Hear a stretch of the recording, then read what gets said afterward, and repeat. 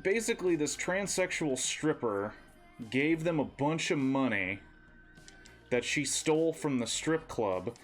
I say she because she's presenting as a female, but it's a dude. It has that's very transphobic of me. I apologize. But the way that they portray this transsexual woman is not in the woke culture of now. It is year 2000 stoner comedy bullshit.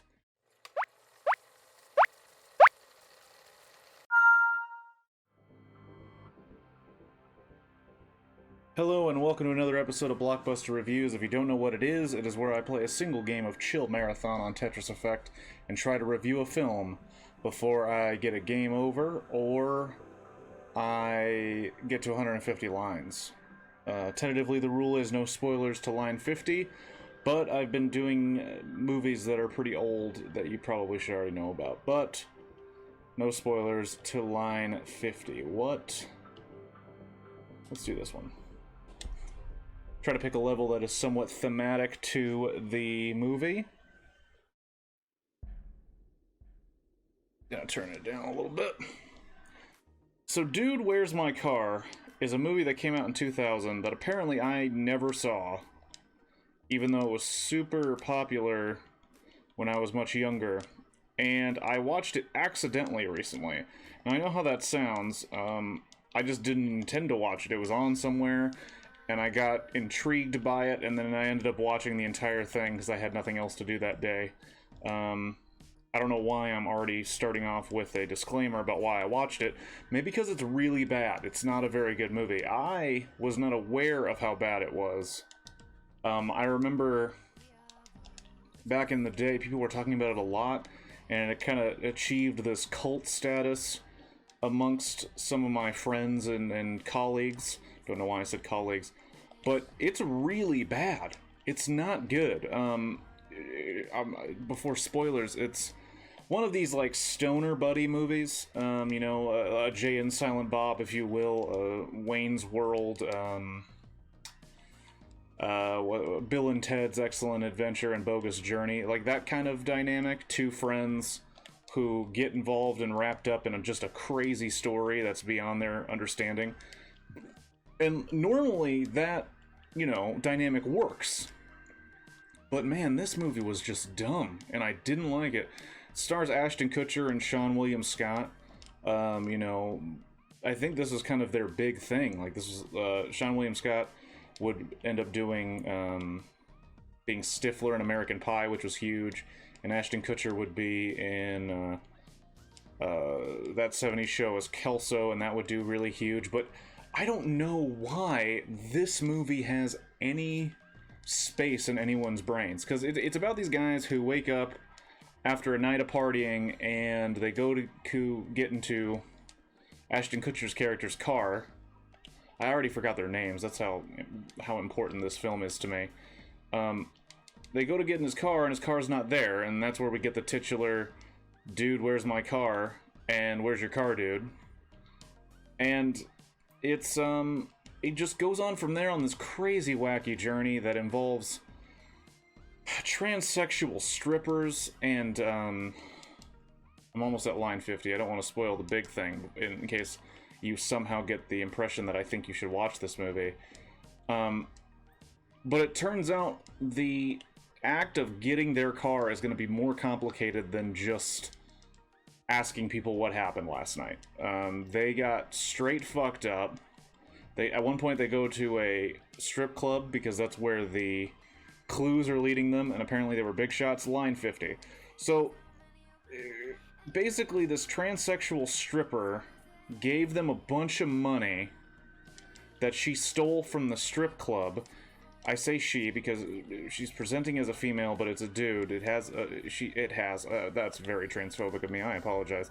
But the way that they portray this transsexual woman is not in the woke culture of now. It is year 2000 stoner comedy bullshit where, oh my gosh, I'm playing terribly because of how this movie has affected me, clearly. But it's bad, man. It's so bad. And they got all this money from this transsexual stripper, and then they were spending it all over town.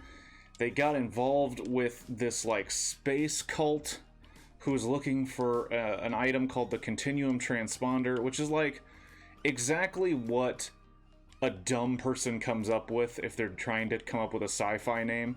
Like, you know how, like, Rick and Morty, while it has a lot of dumb humor, it looks like some effort is made into the naming of things and the story and, you know, like, the overall flow of what's going on. It's like, they were in the room, like, oh, what do we call this thing? Oh, we didn't come up with that yet? We've already started shooting. Oh, shit, well, just, first thing comes into your head, Continuum Transponder. And there's these aliens, like, that look like German dudes, and then these other aliens that are just hot chicks. And, like, they refer to themselves as super hot chicks. They're stereotypical, like, jocks, and it's so bad. I don't even want to talk about the movie. I'll talk about things around the movie. It's, like, in terms of stoner comedies, I don't know why this is the one you'd go with. In a world where Bill and Ted's Excellent Adventure exists, in a world where any of the films that feature Jay and Silent Bob exist, where, you know, sometimes they're not the focal point, sometimes they're just like, so you don't want to watch that, then watch Jay and Silent Bob Strike Back. It is much better and much better made than Dude, Where's My Car? And I don't want to take art away from you if you love it, you know, it's just, you love something that's kind of shitty. I think you should be willing to say that. Like, there are movies I like that I know are bad, and Dude, Where's My Car is a bad movie that I just don't like. One thing that kind of stuck out to me is Jennifer Garner is in it. One of the side motivations of these stoners is to get back their anniversary gifts that they got for their girlfriends, because they trashed their house when partying and supposedly forgot their anniversary. But it turns out they didn't forget their anniversary. They just, you know, lost like 12 hours of the day partying. And they knew they had gifts, and the message that the girlfriends left to them were like, oh, man, you're going to miss out on the special gifts we got you. And they assume it's boning.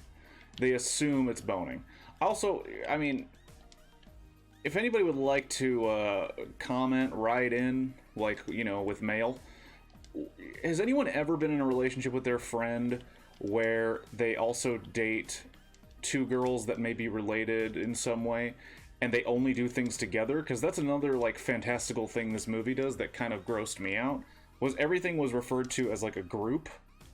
They were like, oh yeah, we gotta do this for the twins. I was like, do you do everything together? Like, do you guys ever have alone time? Because, like, I can't imagine hanging out with you guys on your own. I mean, not on your own. I can't imagine hanging out with you guys in a social, just purely social aspect. Man, being in a relationship, Jesus. Also, the things that I don't like about it in terms of it being just a stoner comedy, one, it's rated PG-13, which stoner comedies rated PG-13 automatically have a problem because they have to be defanged. Suddenly, their language is then catered to be PG-13 language, which doesn't make any sense because they're clearly doing drugs, and they're talking about fucking, and they're dealing with adult themes. There's, like, stripping and strippers, but they have to, like, pull it back and get ridiculous with it because, oh, fuck, what the hell just happened? Oh my goodness, oh my gosh. I might lose this game just because of the moment of frustration. But because it's toothless, the language they have to use is kind of dumb. Like, when Bill and Ted's, like, they invented a language, but it wasn't to cover up dirty things. It was just to talk about it was just the way they spoke to each other.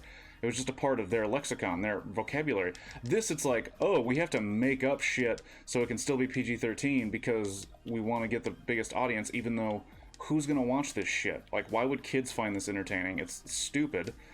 I don't know. I'm coming up on the end. This has mostly become a rant about this movie. Don't go see it. And that's it. Hopefully I don't get an A for that, because I don't want to give the movie an A. And I got an A. Dude, Where's My Car? Don't go back and watch it. You might have fond memories of it from when you watched it the first time. Just keep those. They're better than the real thing. Have a good one.